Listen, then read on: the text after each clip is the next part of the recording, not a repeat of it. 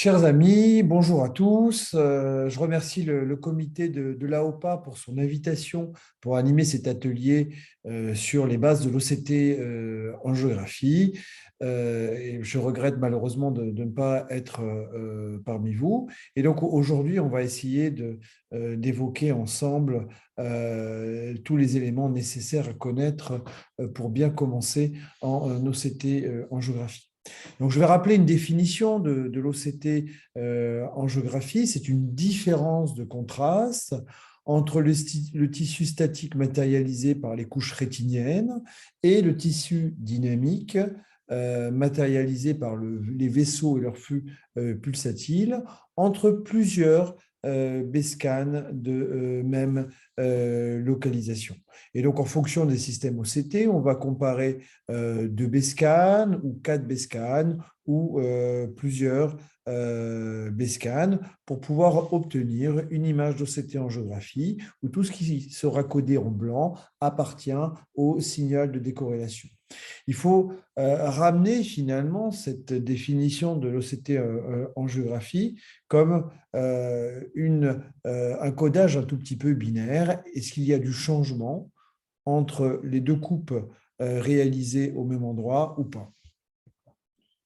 Donc, l'OCT en géographie, finalement, dérive de l'OCT en face, et l'OCT en géographie va être pondéré par la qualité de la segmentation, ou plus précisément de ce qu'on appelle le slab, qui est une épaisseur entre deux lignes.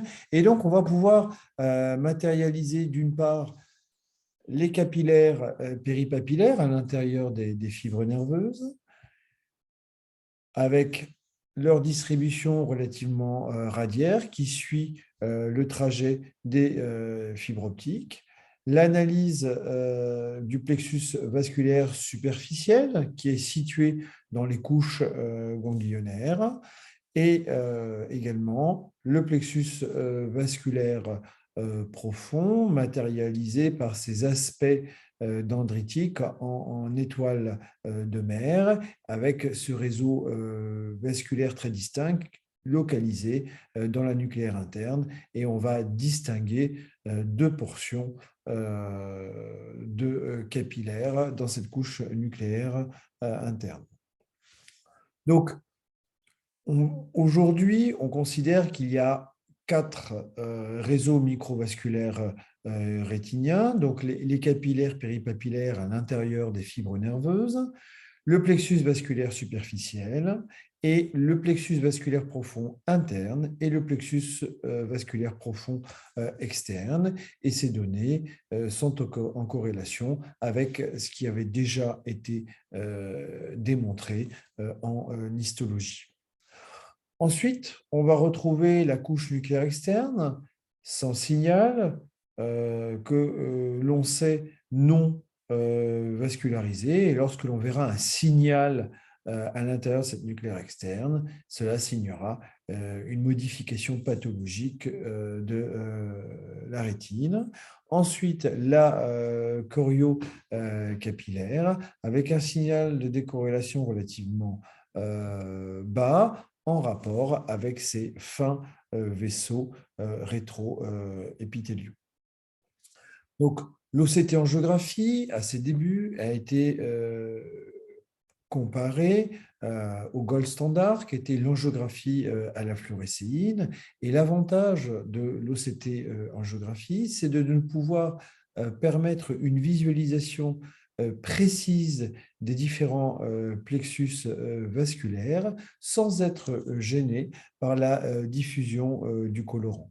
Et donc, on va pouvoir segmenter les différents et individualiser les différents niveaux de capillaires par opposition à l'angiographie à la fluorescéine qui nous permettrait de voir qu'une partie du réseau capillaire. L'OCT en géographie a une technologie particulière et va répondre également à une sémiologie particulière. On a bien compris que la sémiologie en géographie classique n'est pas transposable à l'OCT en géographie. Il faut rappeler que l'OCT en géographie a un seuil de détection, c'est-à-dire qu'un flux trop bas peut ne pas être détecté, notamment s'il est inférieur à 0,3 mm par seconde. Au-delà d'un certain seuil, flux et signal de décorrélation sont plus proportionnels. Et donc, on parlera de saturation du signal.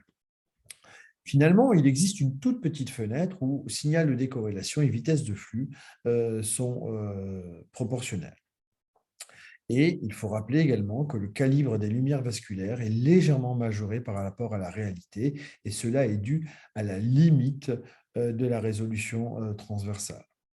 Enfin, tout signal de décorrélation n'est pas toujours synonyme de flux. Il faudra toujours comparer l'OCT en géographie à la structure avec l'OCT en face, au B-scan et à l'angiographie, à l'OCT en géographie superposée sur le B-scan.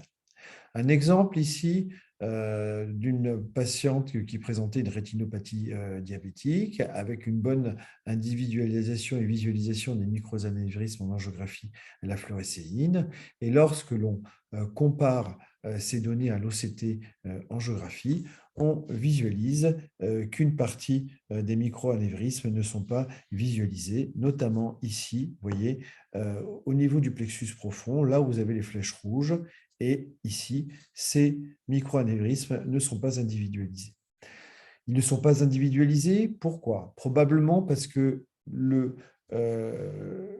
seuil de flux est probablement en dessous du seuil de détection, ou probablement que ce microanévrisme s'est occlu spontanément. Et donc, cela nous fait revenir à la définition et aux limites de l'OCT en géographie. Ensuite, on s'est posé des questions, à savoir sur le flux choroïdien. On sait que le flux choroïdien est relativement rapide, mais pourquoi en OCT en géographie, nous n'avons pas de flux et de signal de décorrélation? On sait que le flux vasculaire choroïdien est trop rapide pour que le système détecte des modifications entre des B-scans de même localisation. Et comme le flux est trop rapide, il ne détecte pas de changement. La choroïde, alors, apparaît sans signal de décorrélation, comme vous le voyez ici en OCT en géographie. On voit ces troncs choroïdiens avec un hyposignal par comparaison avec ici l'OCT en face. Et donc, cet aspect de l'OCT en géographie, c'est ce que l'on appelle le fringe washout. Et donc, regardez ici, avec cette animation, c'est de l'OCT en face que j'ai compilé à différentes acquisitions. Et on voit bien que finalement, quand on réalise un film des troncs choroïdiens, on n'arrive pas à observer de véritables pulsations du tronc choroïdien, tellement le flux à l'intérieur des vaisseaux choroïdiens est rapide. Deuxième question, c'était de se dire, mais finalement, dans les atrophies, on observe un signal de décorrélation dans les troncs choroïdiens. Pourquoi? L'atrophie de l'épithélium pigmentaire va créer une augmentation du signal de décorrélation, donnant une sorte d'aspect fenêtre et augmentant le contraste autour des vaisseaux choroïdiens. Ainsi, le signal augmenté de la choroïde, avec ce contraste majoré, va permettre au logiciel de détecter des changements entre ces différentes coupes qui nous permet de générer un signal de décorrélation, ce qui explique pourquoi dans l'atrophie, les troncs choroïdiens ont un signal de décorrélation. Une autre limitation de l'OCT en géographie et des artefacts pouvant être induits sont les projections artefactuelles des vaisseaux superficiels. Les vaisseaux superficiels vont induire un ombrage porté sur les couches du complexe. La problématique, c'est que cet ombrage va varier en fonction du flux pulsatile, induisant un changement entre deux B-scans de même localisation. Ainsi, le logiciel, quand il va observer ces ombrages qui changent entre deux B-scans, il va il va accepter une différence qui va générer un signal de décorrélation sur les couches profondes, donnant un aspect d'image en miroir de ce vaisseau superficiel projeté sur la membrane de bouche. Ici, un exemple, vous avez à gauche un OCT B-scan normal et on voit bien des ombres portées sur les couches du complexe. Et ici, vous avez l'OCT angiographie superposé sur le B-scan. Donc, on voit un flux au niveau du plexus vasculaire superficiel, un flux au niveau du plexus vasculaire profond, mais on voit également des flux portés au niveau des couches du complexe, alors que ce patient est complètement normal. Et ici, vous voyez, c'est ce flux artefactuel lié à ces zones d'ombrage qui varient en fonction du flux pulsatile et qui vont générer des artefacts du signal de décorrélation.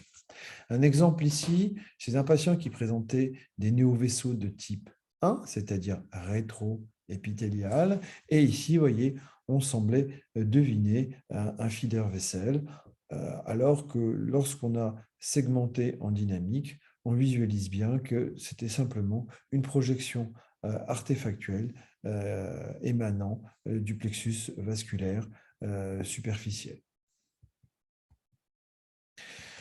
Des nouveaux outils ont été développés ces dernières années, notamment par l'inventeur de l'OCT, David Wang, qui permettent de supprimer ces artefacts pour pouvoir faciliter la segmentation en OCT angiographie. Et regardez ici en haut une image sans ce logiciel de projection de suppression des projections artefactuelles, et ici, avec la suppression des projections artefactuelles, on a quasiment éliminé les projections artefactuelles sur le complexe. Et donc, tout cela va être intéressant parce que cela va nous permettre également de pouvoir supprimer ces projections et de mieux individualiser le plexus profond. Ici, comme dans ce cas de rétinopathie diabétique débutante, ici, vous avez sans la modification liée au logiciel de projection de suppression des artefacts. Et ici, c'est en utilisant le logiciel de suppression des artefacts, on va avoir une meilleure projection du plexus profond et on va pouvoir analyser de manière plus précise la densité vasculaire du plexus profond. Et donc, cela va être valable également sur la choriocapillaire, parce qu'on observe également ces projections artefactuelles émanant des vaisseaux superficiels sur la choriocapillaire. Et regardez, ici, le logiciel ne va laisser place qu'aux ombrages liés aux vaisseaux, ce qui nous permettra d'avoir une densité vasculaire plus proche de la normalité. Ainsi, vous voyez un cas de néovaisseau pré-épithélial où, en supprimant la projection des vaisseaux superficiels, on arrive à avoir une segmentation beaucoup plus simplifiée et individualiser ce signal de décorrélation dans la couche nucléaire externe et émanant de ces néovaisseaux pré-épithéliaux. Donc, cet outil va nous permettre justement de pouvoir mieux individualiser l'arbre néovasculaire dans les néovaisseaux pour pouvoir mesurer et individualiser ce qu'on appelle la surface de flux pour mieux pouvoir suivre et apprécier les récidives avec l'augmentation des arcades anastomotiques et périphériques de la lésion. Et regardez ici, on arrive à percevoir les modifications liées au traitement anti-VEGF et la récurrence de ces néovaisseaux et la partie mature de la membrane néovasculaire qui ne bouge pas. Et regardez ici une complication de cette lésion. Ce qui est important en OCT-angiographie, c'est de pouvoir analyser précisément les choses pour pouvoir justement s'affranchir de ces artefacts. Ici, vous avez un patient qui présentait des drusènes d'aspect calcifié. Regardez ici en OCT-angiographie, on observe un signal de décorrélation. Donc, on va analyser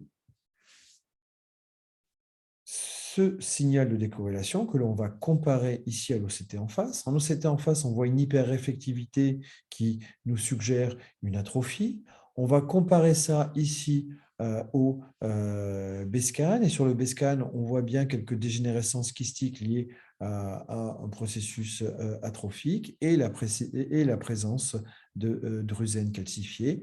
Et ici, avec l'OCT-angiographie superposée sur le BESCAN, on visualise bien un effet fenêtre au niveau de la choroïde lié à l'atrophie. Donc, ce signal de décorrélation est artefactuel et lié à l'atrophie. Et donc, l'analyse de ces différents éléments est la clé pour analyser l'OCT-angiographie. Donc, on va toujours comparer l'OCT-angiographie avec l'OCTA superposé sur le BESCAN. Ici, vous voyez un néovaisseau très, très, très débutant. On voit ici 2 micro-décollements de l'épithélium pigmentaire et on voit un signal entre l'EP et la membrane de Bruch qui correspond à ces zones qu'on aurait pu faire passer pour des artefacts de signal de décorrélation, car ce signal de décorrélation est relativement bas.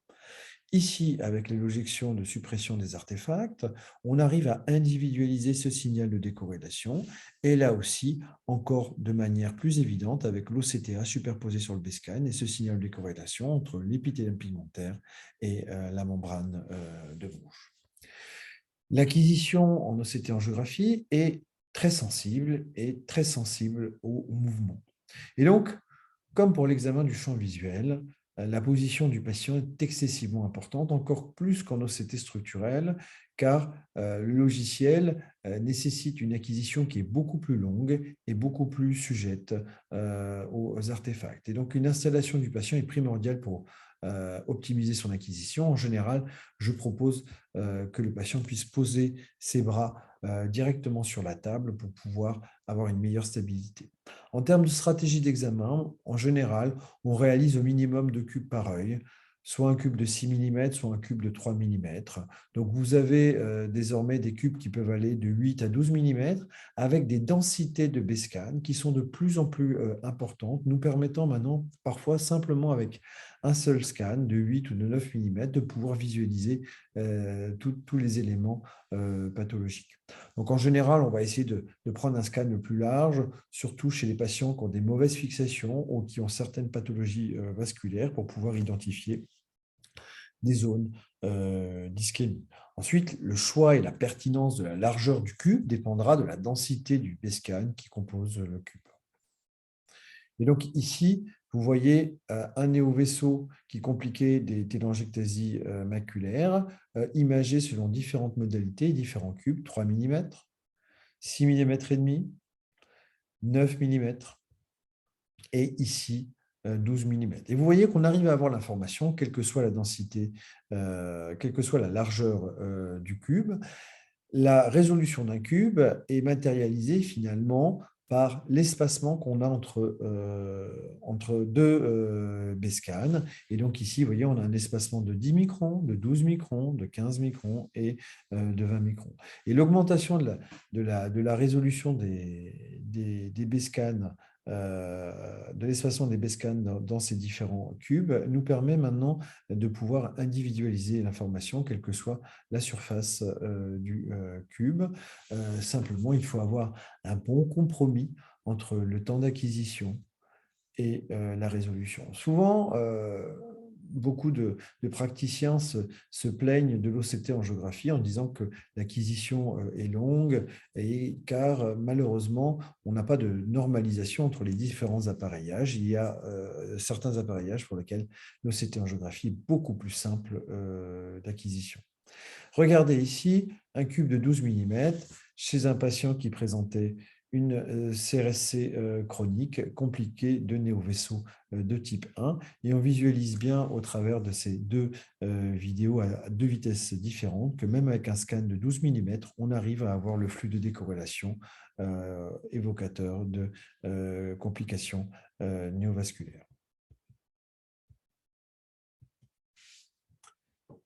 Donc, on a la possibilité désormais de pouvoir réaliser des montages pour pouvoir obtenir des images de la moyenne périphérie et individualiser les zones d'ischémie.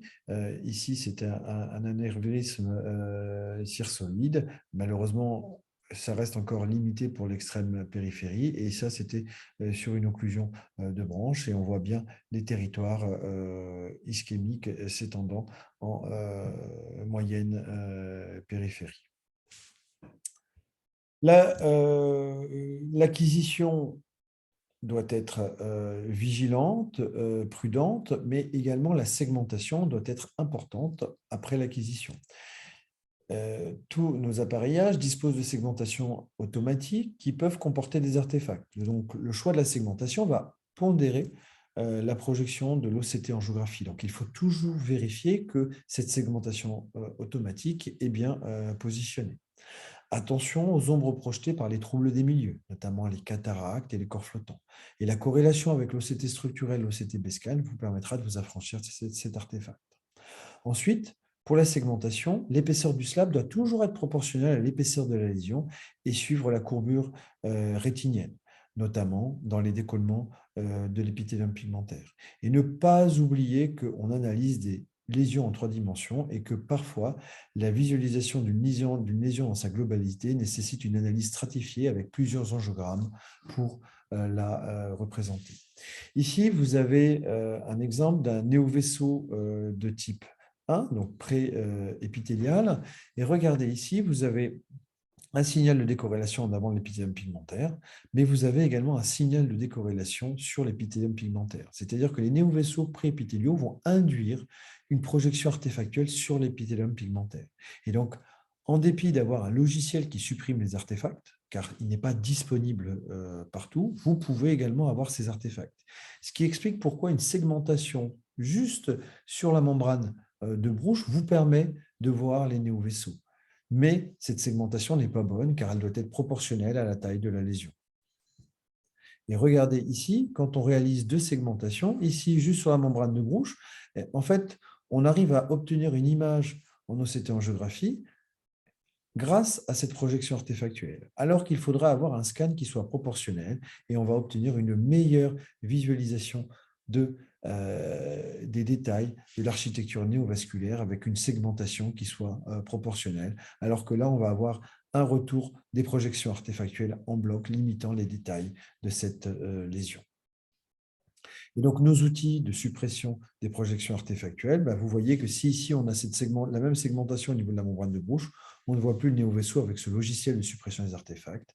Et ici, simplement au niveau de la nucléaire externe, on arrive à individualiser de manière précise ce néovaisseau de type 2. Donc, ces logiciels de suppression des artefacts nous permettent de simplifier la projection et la segmentation de l'OCT en géographie.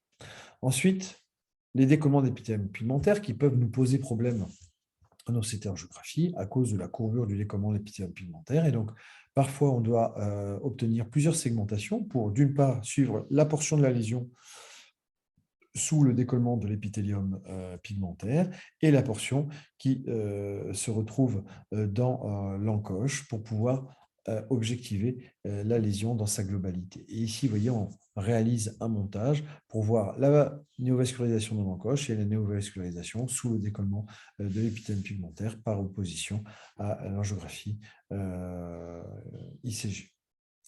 On va avoir également la même problématique dans les vasculopathies polypoïdales. Et donc, regardez ici, on voit bien une trame d'interconnexion, on voit la dilatation des troncs choroïdiens et on voit une hypersénescence des dilatations polypoïdales. Et regardez ici, en OCT angiographie, une partie de la trame d'interconnexion n'était pas visualisée. Et donc, le réseau d'interconnexion en OCT angiographie est relativement bien individualisable au cours du suivi. En revanche, parfois, on est obligé de modifier la segmentation car les polypes se retrouvent sur un autre plan. Et donc, ici, vous voyez, on a déplacé la segmentation pour pouvoir individualiser ce flux choroïdien à l'intérieur de ce décollement de l'épithélium pigmentaire à mort abrupte. Et donc, pour pouvoir justement avoir l'ensemble de la lésion, il nous a fallu avoir 2 OCT angiographie. Ensuite, c'est la première difficulté pour visualiser les polypes. Ensuite, parfois, les polypes sont trop petits pour être individualisés avec un flux relativement bas, car turbulent. Et donc, on a des outils maintenant qui vont nous permettre aussi, ici sur la dernière version du Solix d'Octoview, de pouvoir avoir également une représentation en 3 dimensions. Ici, c'est un néo-vaisseau qui est sur une maladie de Betz, hein, qui était relativement stable. Et regardez ici, avec ce logiciel spécifique, on arrive à mettre en évidence cet aspect en forme de dôme de la lésion néovasculaire rétro-épithéliale, très caractéristique des néovaisseaux de la maladie de Betz. Et donc, regardez, vous voyez, on a bien des lésions en 3 dimensions.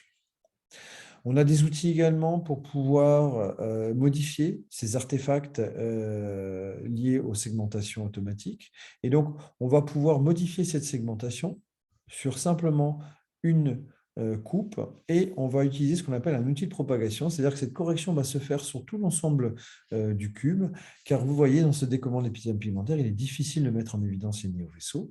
Et avec la bonne segmentation, on arrive à visualiser la néovascularisation dans l'encoche alimentant ce décollement de l'épithélium pigmentaire. Parfois, le flux de décorrélation est trop bas. Ici, vous voyez, en ICG, c'était un patient qui était dans un protocole dans un essai clinique de phase 2. Et donc ici, on voit bien une hypercyanescence. Et en OCT angiographie, vous voyez, on voit un flux de un signal de décorrélation, mais qui n'est pas très, très net. Et donc, ici, vous voyez, on a un scan de 2 mm prototype. On commence à individualiser ce néo-vaisseau. Et parfois, il est nécessaire de segmenter de manière un petit peu dynamique. Ainsi, le slab que l'on va déplacer entre les différentes couches va induire de manière artificielle une sorte de contraste en fonction des différents niveaux de réflectivité, nous permettant de mieux mettre en évidence ce flux de décorrélation relativement bas. Et donc, vous avez d'autres outils. Ici, vous voyez, comme sur le Cirrus, on a la possibilité de pouvoir générer une vidéo et vous voyez, on met en évidence cette néovascularisation occulte et quiescente sous l'épithélium pigmentaire. Donc, la qualité de la segmentation est importante. Ici, vous voyez une comparaison entre l'Avanti et le Solix. Et on visualise bien les différences de visualisation, car la segmentation n'est pas forcément la même. Et des outils de deep learning nous ont permis de pouvoir améliorer la reconnaissance de la membrane de Bruch et de l'épithélium pigmentaire pour mieux individualiser le signal de décorrélation de ces décollements de l'épithélium pigmentaire. Donc, amélioration de la segmentation, amélioration de la qualité de suppression des artefacts permet une meilleure visualisation du flux néovasculaire associé au décollement de l'épithélium pigmentaire. Et regardez, ce sont des outils qui ont été utilisés pour le développement de ces nouvelles segmentations. Grâce au deep learning, on a une meilleure individualisation, notamment ici, de la membrane de Bruch grâce au deep learning, ce qui nous permet de pouvoir, ici, vous voyez, bien reconnaître la membrane de Bruch dans cette lésion fibrovasculaire avec ce beau signal de décorrélation en OCT angiographie. On s'est posé la question à savoir quels étaient les éléments qui peuvent influencer le signal de décorrélation en dehors des troubles de milieu. D'une part, la focalisation lors de l'examen OCT, la qualité du signal surpris, notion de contraste, mais également l'intégrité de l'épithélium pigmentaire. En effet, si l'épithélium pigmentaire est sain, on va avoir une absorption du signal qui sera beaucoup plus importante et on aura un signal de décorrélation qui sera beaucoup plus bas derrière l'épithélium pigmentaire. Plus l'épithélium pigmentaire va se charger en lipofuscine, plus le signal va s'accentuer derrière l'épithélium pigmentaire, mettant mieux en évidence certains néovaisseaux. Ensuite, l'épithélium a une pigmentation qui est propre à chaque individu et donc cela peut varier. Ensuite, les outils de projection, de suppression des projections artefactuelles nous montrent bien que les projections artefactuelles peuvent également modifier les contrastes. Donc, On va parler de quelques applications, notamment dans la DMLA, et véritablement de l'apport qu'a pu avoir l'OCT angiographie. Donc, premièrement, l'OCT angiographie nous a permis de mieux individualiser les détails de l'architecture néovasculaire. Ici, vous avez un remplissage d'un récit néovasculaire visible avec quelques pinpoints témoins d'occulte. Et regardez en OCT angiographie, tout de suite, on a une meilleure visualisation de l'architecture néovasculaire. L'absence de diffusion nous permet d'avoir une meilleure visualisation et plus de détails sur l'architecture néovasculaire. Ici, un néovaisseau de type 2 que je vous ai déjà montré tout à l'heure, et regardez la différence. Ici, la fluorescence en angiographie à la fluorescéine, ici au temps précoce de l'ICG, et regardez ici en quelques dizaines de secondes en OCT angiographie la résolution de cette architecture néovasculaire par opposition à l'OCT BSCAN.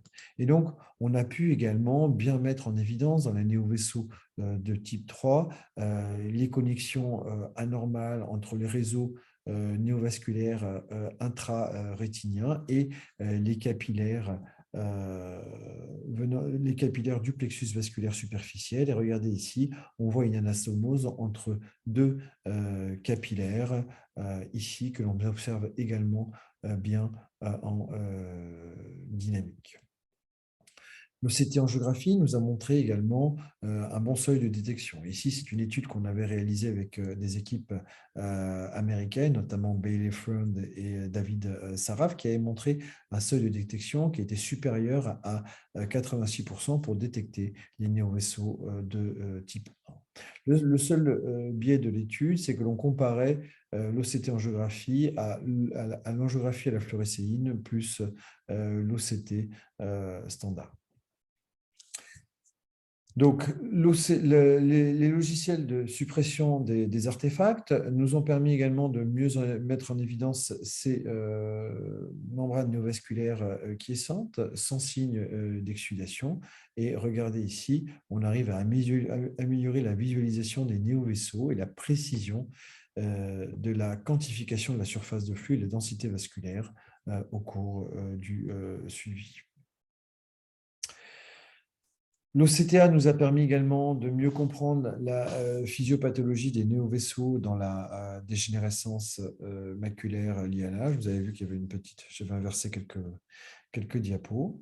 Ici, regardez un néovaisseau à prédominance visible, et regardez au cours de la première injection, dans la phase d'induction, on visualise une réduction du flux néovasculaire avec une diminution de la surface des néovaisseaux. En fait, les anti-VEGF vont créer une vasoconstriction sur la paroi de l'endothélium relativement récent, induisant une augmentation du flux vasculaire au niveau de la membrane principale des néovaisseaux. Cette membrane principale des néovaisseaux a tendance à s'entourer de myofibroblastes et de péricytes, rendant plus mature et plus compétente la partie mature de ces néovaisseaux et la rendant encore plus résistante aux anti-VEGF.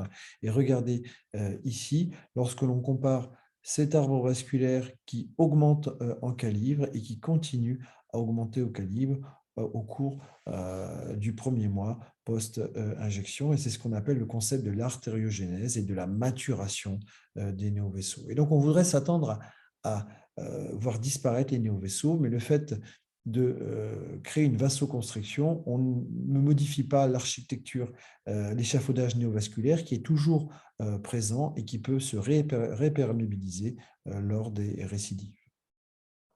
Et donc, ici, on voit bien que les néovaisseaux ont des décours qui sont complètement anarchiques et qui ne suivent pas la loi fractale, c'est-à-dire que le vaisseau fils n'est pas forcément la moitié du vaisseau mère. Et donc, on va reprendre le schéma de Rick Spade sur ce concept justement de maturation néovasculaire. Et on voit bien qu'avec les anti-VEGF, on va créer un effeuillage sur la paroi endothéliale des anastomoses relativement et des arcades périphériques relativement récentes, mais on observe au fur et à mesure du suivi une augmentation des troncs de la portion mature des néovaisseaux. Et regardez ici, ce suivi matérialise bien ici la maturation de la membrane néovasculaire et des anti-VEGF qui ne vont avoir une action que sur l'endothélium de la paroi vasculaire récente de ces néovaisseaux.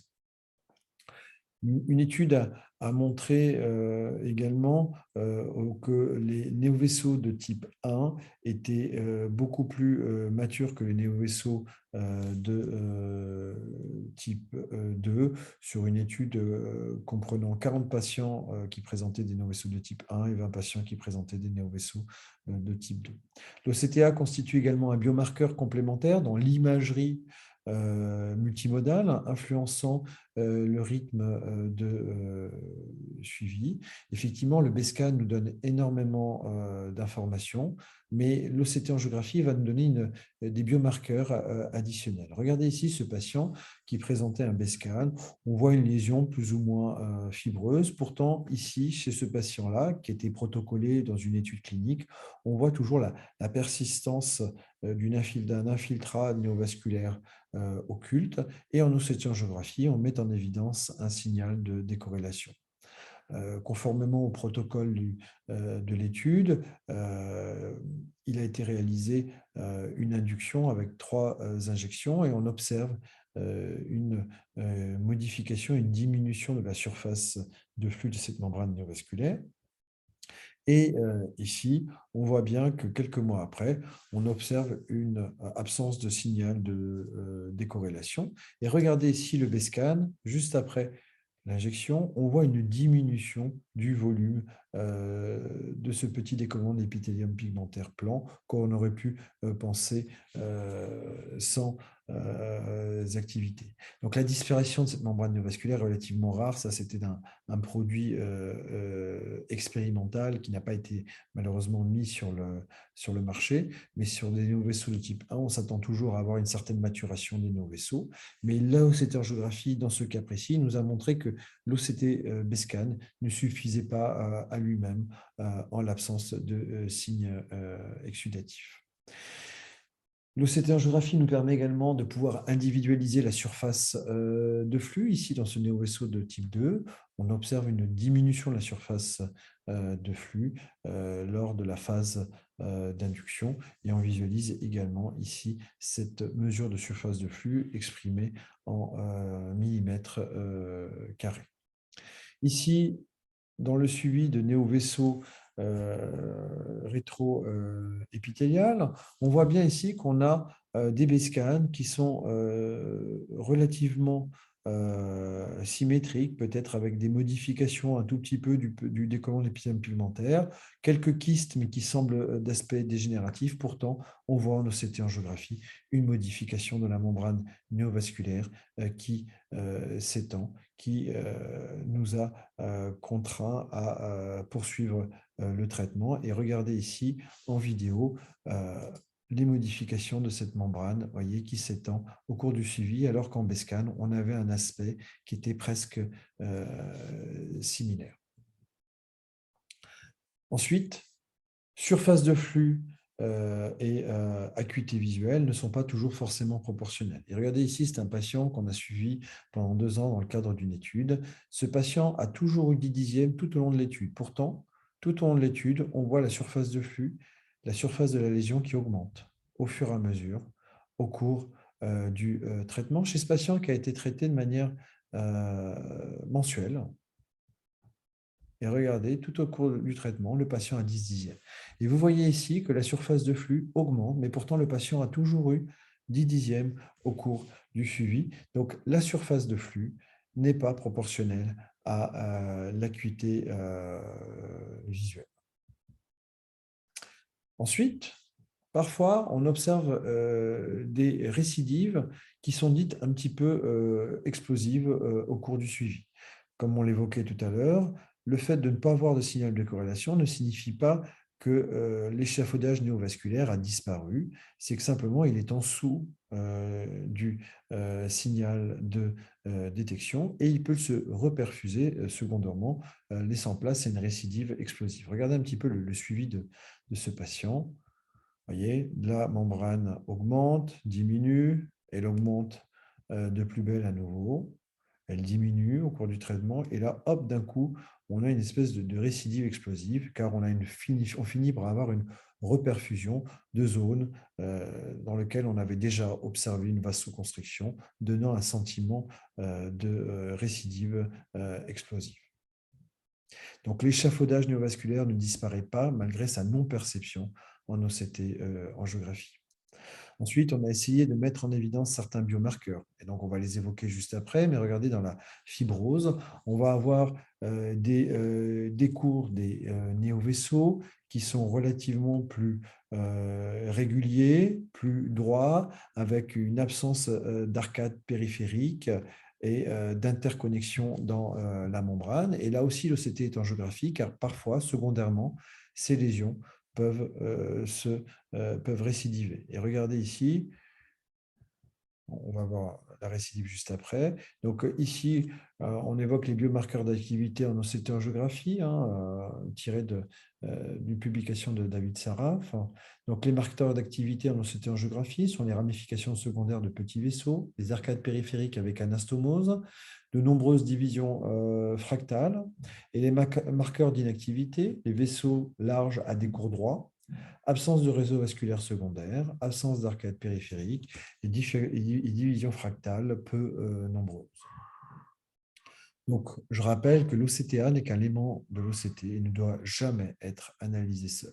Et regardez ici cette lésion fibrosée que l'on avait vue tout à l'heure, qui ici se complique et récidive avec cette fois une augmentation de l'arcade périphérique et de la densité vasculaire. Et ici, vous voyez la même lésion comparative en OCT angiographie. On voit bien ici qu'on va avoir un petit soulèvement de la lésion en BESCAN, mais sans signe d'exsudation intra-rétinienne. Ensuite, le CTA permet une détection précoce des néovaisseaux quiescents avant même les premiers signes d'exsudation, ce qui nous permet d'adapter le suivi de ces patients. Effectivement, dans les présentations, on voit toujours des signaux de décorrélation toujours très évidents. Ici, vous voyez, on voit bien des néovaisseaux préépithéliaux, alors qu'en OCT, en angiographie à la fluorescéine, la diffusion des logettes masquait les détails de cette lésion. Alors que regardez l'autre œil, et donc c'est cette image que je vous ai montrée tout à l'heure, où on va avoir un signal de décorrélation qui sera relativement bas et qui ne sera pas toujours évident à mettre en évidence en l'absence de signes d'exsudation. Et là, la segmentation dynamique, je vous le rappelle à nouveau, est importante pour pouvoir justement mettre en évidence ces néovaisseaux avec des signaux de décorrélation bas. Donc, l'OCT angiographie nous a permis de mettre en évidence des lésions néovasculaires que l'on n'aurait pas soupçonnées. Ici, vous voyez, on a l'impression de visualiser des drusènes séreux, confluents, sans signe d'exsudation. Parfois, ici, ces petites zones sont des espaces optiquement vides qui peuvent être associés avec du matériel dans les encoches, donc ce n'est pas très pathognomonique. Et on a une organisation également ici de la limitante externe en regard qui est relativement régulière. Pourtant, vous voyez, on a déjà des néovaisseaux. Ce n'est pas pour autant qu'on va les traiter, on est d'accord, mais cela nous permet également de pouvoir les suivre et de pouvoir traiter ces patients au premier signe d'exsudation ou dès que la lésion commence à se modifier. Ici, vous voyez ce cas de BESCAN, on a un profil foveolaire relativement respecté, on voit quelques micro-altérations de l'épithélium pigmentaire, juste ici, mais on n'aurait jamais pu soupçonner la présence de néovaisseaux. Et regardez, ça c'est l'autre œil qui avait présenté des dilatations polypoïdales. Pourtant, regardez, en OCT angiographie, on met en évidence ici un signal de décorrélation et un autre aussi ici en rapport avec des néovaisseaux très débutants. Et donc, on va pouvoir également segmenter en dynamique, hein, parce que souvent, on peut avoir le sentiment de se dire est-ce que c'est des artefacts? Et donc, la comparaison avec l'OCT en géographie sur le BESCAN est vraiment très, très importante. Et on regarde effectivement si on a un signal de décorrélation entre l'épithélium pigmentaire et la membrane de Bruch. Et regardez ici, on commence à deviner le signal de décorrélation. Et donc, quand on a des outils également qui nous permettent de supprimer les projections artefactuelles, c'est encore plus évident. Et donc, on a pu suivre ces lésions. Ici, vous voyez, sur 2 ans, on a un décollement de l'épithélium pigmentaire qui n'a pas beaucoup bougé. Et en océtangiographie, on a une lésion qui augmente très largement. Et regardez ici, à 3 ans, encore, la lésion augmente. Et vous voyez, entre 2016 et 2019, on observe un petit augmentation du décollement de l'épithélium pigmentaire et une augmentation légère en surface. Donc, ces patients sont suivis de manière précise pour pouvoir justement les traiter dès que les premiers signes d'exsudation vont apparaître. Dans les dystrophies pseudo-vitéliformes, très caractéristiques, avec ce dépôt de matériel pseudo-viténin, l'OCT-angiographie va nous permettre de nous confirmer l'absence de complications néovasculaires. Ici, chez le patient qui présentait des drusènes avec des dystrophies pseudo-vitéliformes, on voit ici que au cours du suivi, le matériel se résorbe complètement, hein, de manière spontanée, ça arrive. Ici, en OCT-BESCAN, on observe des drusènes, une membrane de Bruch relativement épaissie, peut-être un petit début d'atrophie que l'on visualise ici de l'épithélium pigmentaire avec une membrane de Bruch qui s'épaissit, mais aucun signe d'exsudation ou de lésion suspecte de néovaisseau. Pourtant, regardez en OCT-angiographie, on voit déjà une néovascularisation de type 1, donc rétro-épithéliale. Et donc, on a suivi cette lésion. Et au cours du suivi, on a eu une modification de cette lésion avec une arcade anastomotique qui s'est agrandie, une légère baisse d'acuité visuelle. Et donc, ce patient a été traité. Et donc, ici, vous voyez, on observe une vasoconstriction d'une partie de la membrane néovasculaire et une diminution également de l'arcade anastomotique visualisée juste ici. Et donc, on va pouvoir suivre ces lésions au cours du suivi. Et regardez ici sur 3 ans avec un patient qui a toujours gardé 8 dixièmes et 12 IVT sur 3 ans. Et voici l'évolution en vidéo de cette lésion. Et donc, on a pu contenir cette lésion de manière efficace. Et regardez ici la surface de flux avant traitement en 2014 et après traitement en 2017, avec une surface de flux qui est relativement bien contenue. L'intérêt de l'OCTA également dans le diabète et dans les occlusions vasculaires. Donc, dans le diabète, ça nous a permis de pouvoir mieux individualiser les différents niveaux de plexus et de pouvoir individualiser les micro-anévrismes plus présents dans le plexus vasculaire profond. Et on voit que souvent, on a une atteinte qui est prédominante au niveau du plexus vasculaire superficiel. Et donc, on a la possibilité de pouvoir quantifier cette densité vasculaire au niveau du plexus vasculaire superficiel et au niveau du plexus vasculaire profond. Donc, on a observé effectivement, quand on individualise tous les microanévrismes, qui sont beaucoup plus nombreux dans le plexus vasculaire profond. Et donc, on a pu quantifier les territoires de non-perfusion de manière relativement évidente et qui paraissent beaucoup plus étendus par rapport à ce que nous montrait l'angiographie à la fluorescéine conventionnelle. Et donc, on va pouvoir suivre ces territoires de non-perfusion au cours du suivi. Et donc, l'OCT angiographie va nous permettre une gradation de la rétinopathie diabétique. On a remarqué une relation entre la perfusion maculaire et la rétinopathie diabétique. Les études RIDE et RISE mettent également en évidence cette relation et l'OCTA détecte mieux les zones de non-perfusion des capillaires. Et donc l'idée finalement, c'est que la perfusion maculaire serait une projection de l'état de la périphérie rétinienne.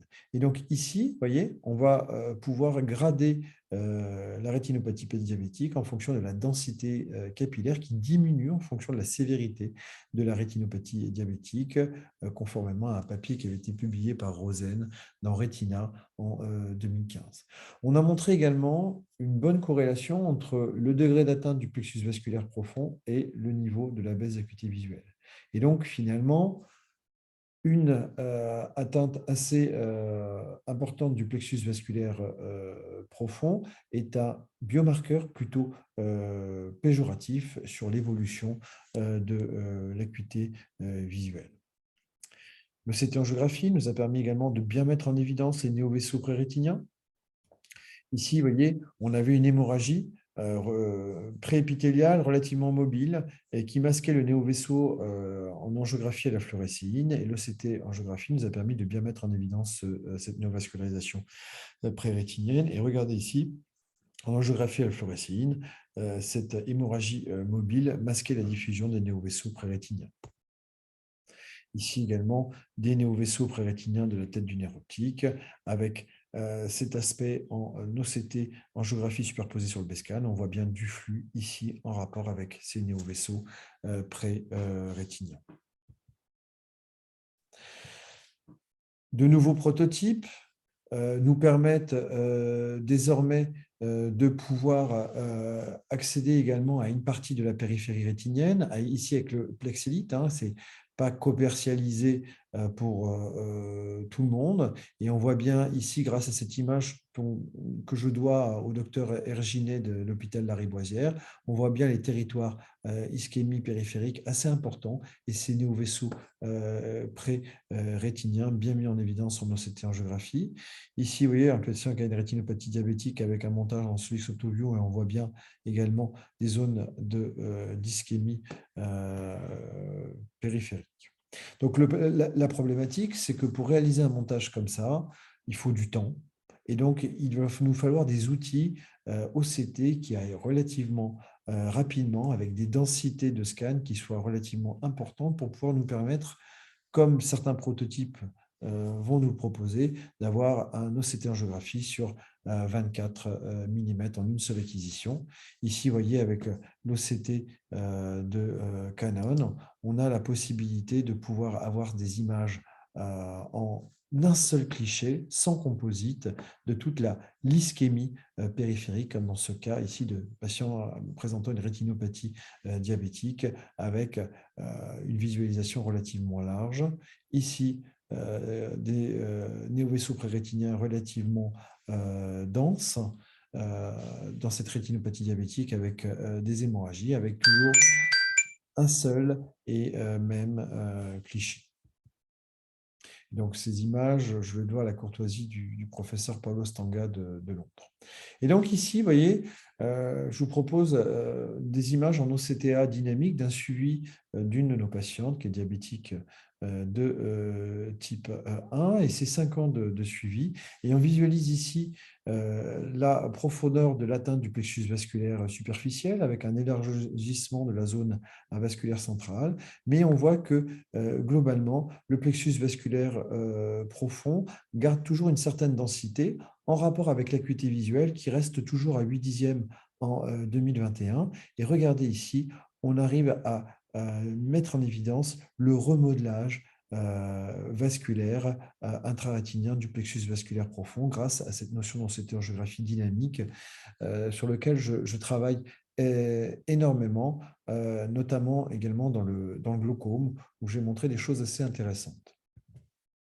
Et donc, les outils statistiques d'analyse sont véritablement importants car la mesure de la densité vasculaire est très sensible aux troubles des milieux et on a besoin d'outils statistiques pour pouvoir justement analyser ces modifications au cours du suivi et montrer qu'elles sont statistiquement significatives, que ce soit la densité du plexus vasculaire superficiel, la densité du plexus vasculaire profond, mais également la mesure de la zone avasculaire centrale et également de la densité vasculaire périfovéolaire, comme ici. Et on visualise bien ici que la densité vasculaire superficielle diminue, alors que globalement, la densité vasculaire profonde reste relativement stable en rapport avec l'acuité visuelle.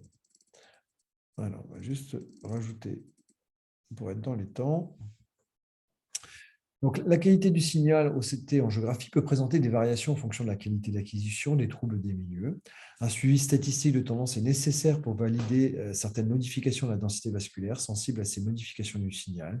Une uniformisation des outils de quantification de la densité des capillaires, de la résolution des cubes d'analyse et des outils de suppression des artefacts est nécessaire. Ici, également dans les occlusions vasculaires, cela va nous permettre de pouvoir quantifier l'ischémie avec la mesure de la densité vasculaire et des territoires donc, de non-perfusion. L'OCT angiographie va avoir également un facteur pronostic de ce qui se passe dans la périphérie. On sait que des atteintes vasculaires et des ischémies plus marquées dans le plexus profond et sont un facteur pronostic péjoratif. Et on utilise également la densité vasculaire comme outil pronostic. On sait que si la densité vasculaire du plexus profond est inférieure à 46%, on sait qu'on a 66% de probabilité d'avoir une ischémie périphérique. Donc, la perfusion vasculaire maculaire pourrait être une projection de la perfusion vasculaire périphérique. Ici, regardez, c'est une patiente qui avait présenté une occlusion veineuse. On voit bien ici les territoires ischémiques qui paraissent beaucoup plus étendus qu'en angiographie à la fluorescilline, et on va pouvoir quantifier les territoires de non-perfusion au niveau du plexus vasculaire superficiel et ici au niveau du plexus vasculaire profond. Ici, elles sont beaucoup plus importantes au niveau du plexus vasculaire profond. Et regardez, cette patiente avait bénéficié de traitements laser pour des néovaisseaux prérétiniens périphériques. Et la densité des points de laser n'était pas assez proche, et donc on observait toujours une perfusion de ces nouveaux vaisseaux pré-rétiniens, bien mise en évidence ici en OCT angiographie. Donc, cette patiente a bénéficié d'un complément de photocoagulation. Ici, on voit bien les nouveaux vaisseaux pré-rétiniens en 3 dimensions qui se distinguent de la rétine. Et ici, on a réalisé une densification du traitement laser. Ici, une occlusion de branche, où on voit également des territoires de non-perfusion beaucoup plus importants au niveau du plexus profond, bien matérialisé également avec les zones de non-perfusion et également avec la densité vasculaire superficielle. Et on voit ici que l'indice de densité vasculaire en région maculaire est inférieur à 46%, et donc on avait eu 66% d'avoir une ischémie périphérique, et effectivement, cette patiente présentait des hémorragies. Et ici, vous voyez, on visualise bien des débuts de néovaisseaux pré-rétiniens ayant nécessité un examen d'angiographie à la fluorescéine pour analyser cette néovascularisation pré-rétinienne, bien mis en évidence ici avec le flux au travers des néovaisseaux, avec l'OCT angiographie superposée sur le BSCAN. Et ici, vous voyez, en échographie 20 MHz, on voit bien l'hémorragie avec cette petite protubérance en rapport avec les néovaisseaux pré-rétiniens. Ici, en OCT angiographie dynamique, vous voyez bien que sur cette séquelle d'occlusion de branche, on voit qu'on a un signal de décorrélation qui est intermittent, c'est-à-dire qu'il passe parfois en dessous du signal de décorrélation. Et le fait de pouvoir réaliser un examen dynamique va nous permettre de rendre l'OCT angiographie beaucoup plus sensible à ces petites variations de flux qui peuvent nous échapper, car l'OCT angiographie est simplement une photographie statique du flux à un instant T. Donc, en conclusion, L'OCT en géographie possède une sémiologie spécifique nécessitant une bonne connaissance de cette technologie. L'OCT en géographie, on s'évertue à vouloir le comparer de manière isolée, mais ce n'est qu'un élément de l'examen OCT et ça ne doit pas être analysé seul. Les outils de quantification nous permettent désormais un suivi plus précis dans le temps et une des limitations de l'OCT en géographie, c'est l'analyse de la périphérie et de l'ischémie, laissant encore une grande place à l'angiographie, à la fluorescéine et notamment à l'angiographie plein champ. Et j'espère que vous aurez été convaincus de l'intérêt de l'OCT en géographie comme biomarqueur additionnel et je vous remercie de votre attention. Et si vous avez des questions, je suis à votre disposition au travers de mon mail.